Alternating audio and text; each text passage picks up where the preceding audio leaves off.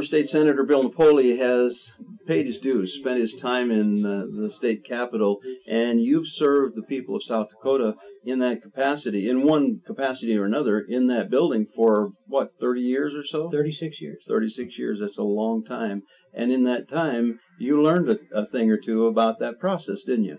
Well, I was a student. Every time I went to session, I was a student. I watched people.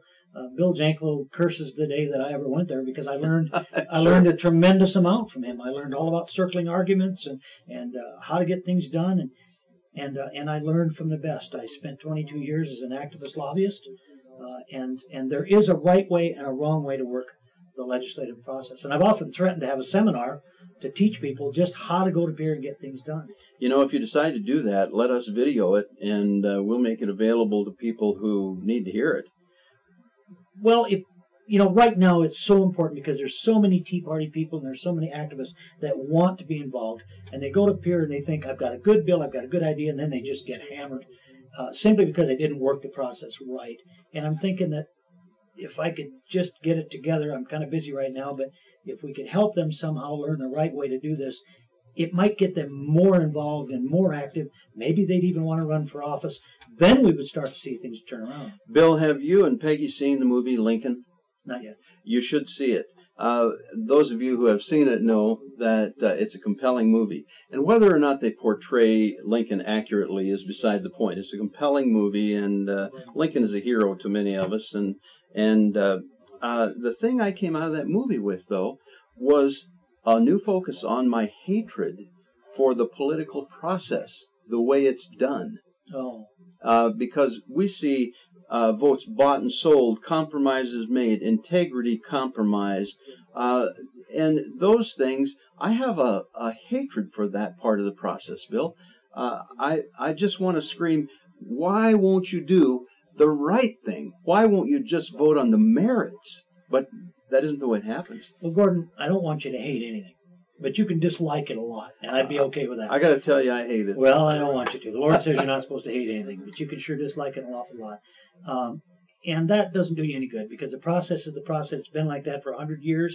It's going to be like that for the next 100 years. We have to learn to work within that system and make it work for us. And you did that effectively. I did that, yes. I'm just sitting here thinking, Bill, does one particular piece of legislation come to mind that you would say identifies maybe the most significant piece of legislation you were able to steer through the process?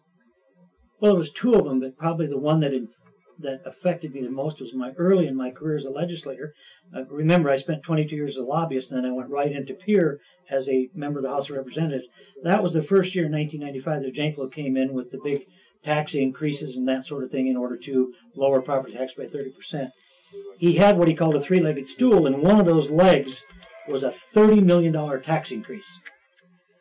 And it was abhorrent what this did. It took a nursing home bed license and raised it from $25 to over $1,500.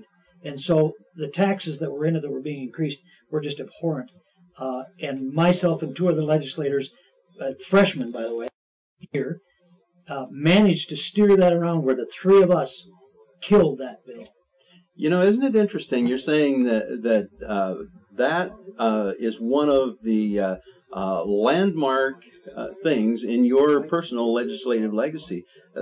I've viewed my time, which was much shorter than yours, in Pierre much the same way.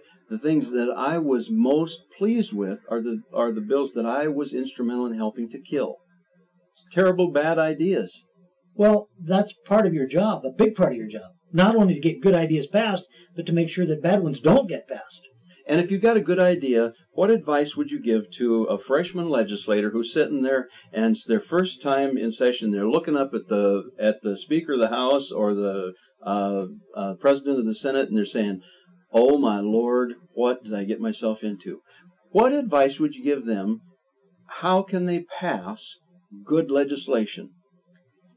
The first thing they've got to be able to do is sit down and listen to advice and be willing to take that advice from a guy like me, from another older legislator, maybe a senior member, but they've got to be willing to listen to that advice. And most of the new guys today walk in there thinking they know everything they need to know and nobody's going to tell them any different. And then they just get their they get their ankles handed to them. And, That isn't what I thought you were going to say. well, I didn't want to say that, but and it's sad because there are a lot of good ideas that are just going nowhere simply because they don't know how to work the process. And working the process means you have to learn to work together with people that you don't always agree with. Oh, absolutely. Absolutely. I was a staunch conservative Republican, and I didn't have any trouble walking across the aisle to get support from Democrats. And they knew it, that I would sit down and talk and explain my situation, and I got a lot of support out of them. And that actually gives you something of a hammer.